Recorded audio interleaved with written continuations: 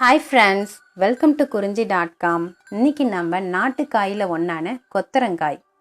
இந்த கொத்தரங்காயில் இரும்பு சத்து, போலிக் அமிலம், சுண்ணாம்பு சத்து, calcium, phosphorus, vitamin A, B, C இதெல்லாம் ரொம்ப அதிகமாக இருக்குதுங்க. கர்ப்பிணி பெண்கள் வாரம் ஒரு தடவையாவது இந்த காயை அவங்க உணவில் சேர்த்துட்டு வரும்போது இது அவங்க வயிற்றில் வளர குழந்தையோட வளர்ச்சிக்கு ரொம்ப நல்லது. அது மட்டும் இல்லாமல் அவங்க பிரசவ காலத்தையும் இது எந்த சிக்கலும் இல்லாமல் ஈஸியாகும்.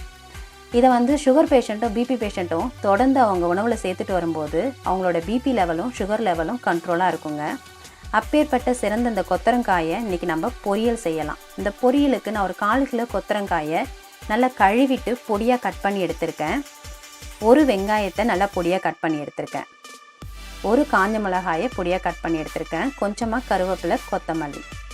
நாட்டுக்காய்க்கெலாம் எப்பயுமே நம்ம தனி மிளகாத்தூளை விட குழம்பு மிளகாத்தூள் சேர்த்து செய்யும்போது நல்லா டேஸ்ட்டாக இருக்கும். 1 ஸ்பூன் குழம்பு மிளகாத்தூள், 1 ஸ்பூன் கடலைப்பயிறு, 1/2 ஸ்பூன் கடுகுளுத்தரிசி, 1 கப்பு திருவன தேங்காய் எடுத்துருக்கேங்க. இந்த காய் வேகிறதுக்கு கொஞ்சம் டைம் எடுக்கும். அதனால் நம்ம இதை குக்கரில் சேர்த்து ஒரே ஒரு விசில் விட்டோம்னா கரெக்டாக வெந்துடுங்க அந்த காய்.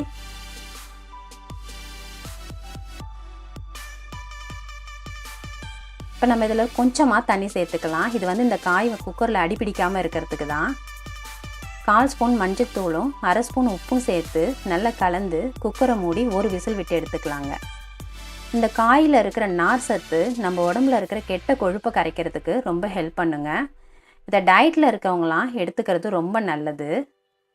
இதை நம்ம தொடர்ந்து சாப்பிட்டுட்டு வரும்போது நம்ம உடம்புல இருக்க நோய் எதிர்ப்பு சக்தியும் அதிகப்படுத்தும்.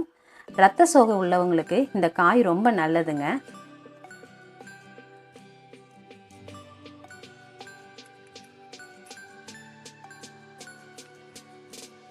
பாருங்க, ஒரு விசில்ல இந்த காய் நல்லா வெந்துடுச்சு.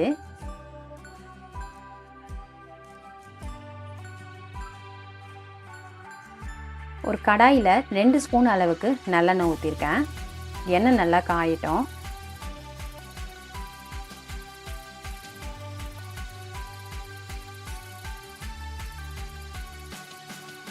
அரை ஸ்பூன் கடுகுளுத்தரிசி சேர்த்துக்கிறேன். இப்போ கடுகு நல்லா பொரிஞ்செடுத்து 1 ஸ்பூன் கடலைப்பயிரை சேர்த்து இதை நல்லா செவக்க விட்டுடுவோங்க.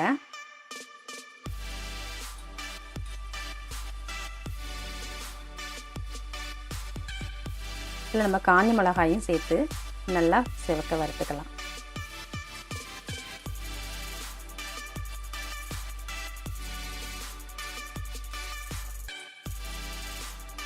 இப்போ கருவேப்பிலையும் வெங்காயத்தையும் சேர்த்து நல்லா வதக்கிக்கலாங்க.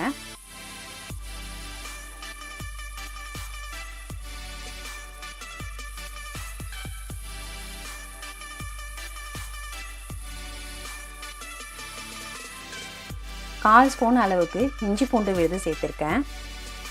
இந்த பொரியலுக்கு இது நல்ல ஒரு வாசனையும் டேஸ்ட்டையும் கொடுக்கும். இப்போ நம்ம வேக வச்ச கொத்தரங்காயை அந்த தண்ணியோடய சேர்த்துக்குங்க. தண்ணியை வேஸ்ட் பண்ணாதீங்க.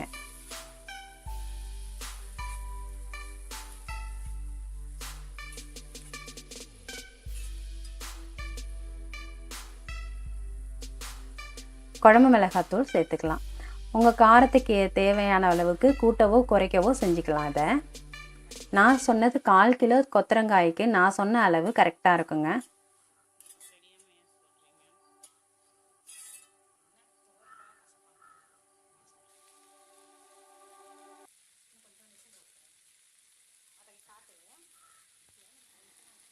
இப்போ நம்ம ஏற்கனவே உப்பு சேர்த்து தான் வேக வச்சுருக்கோம். பத்தலைன்னா கொஞ்சமாக சேர்த்துக்கலாம்.